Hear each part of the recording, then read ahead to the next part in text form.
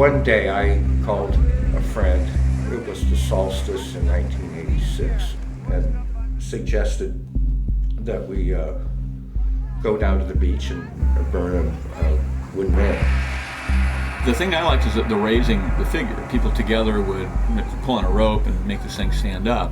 That was the important thing, and that's what initially brought people into the idea of Burning Man, was working together to perform a task.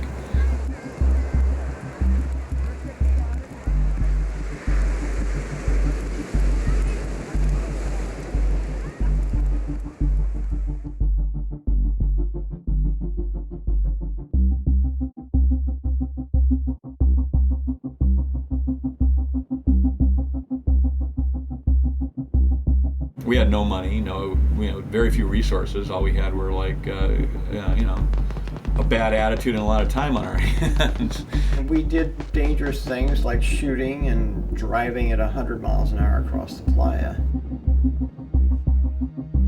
So we did a lot of crazy things, but over time, more and more people attended the event. And in 1996, there was an incident where somebody hit a tent with a car, and there were multiple accidents that happened that year. So we realized at that time that the event had grown too big to have unrestricted driving.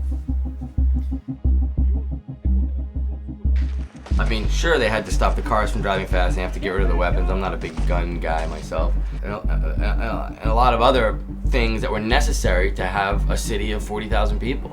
But what they didn't have to do was they didn't have to micromanage every angle of the organization. You know, the problems we face more typically as organizers have nothing to do with these community squabbles. We have to negotiate everything with the federal government. And that's taken us into the halls of power. We've learned about politics in the real world.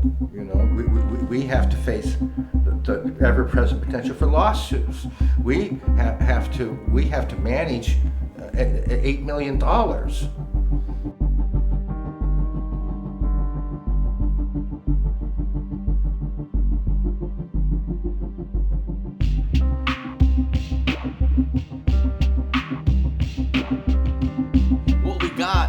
We got 8 days in the harshest, most unlivable climate in the northern hemisphere, so that one guy could like burn a little thing so he can control this minuscule little budget.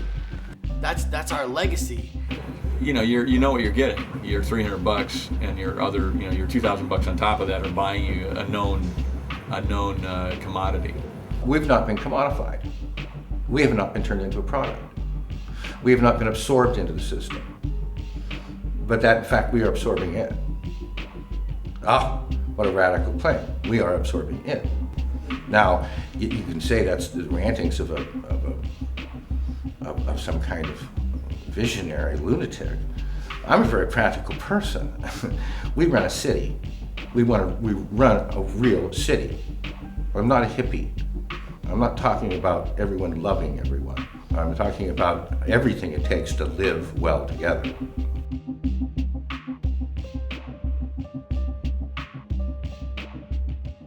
And so when you're interested in people and community and you go to Burning Man, you'll find that the most action is happening when people are collaborating on large-scale artworks. The whole community aspect of Burning Man came out of the experience of making art together, and art broadly defined as this creative activity of reimagining a society, doing its architecture, its urban planning. The entire process of reimagining that civic setting was the creative work that required cooperation.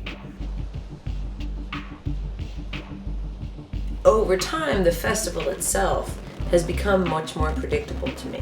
It's very enjoyable, it's very wonderful, it's very interesting. There's tons of wonderful people to talk to and get to know.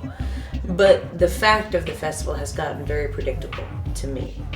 So have the sort of drug taking and dancing to the music and so on. So I've more and more become involved in making the artwork happen. And that's my choice. I would prefer that, It's like you can only go to the same party so many times, And so for me, doing the large scale artwork has become the drugs. and the food and the adventure.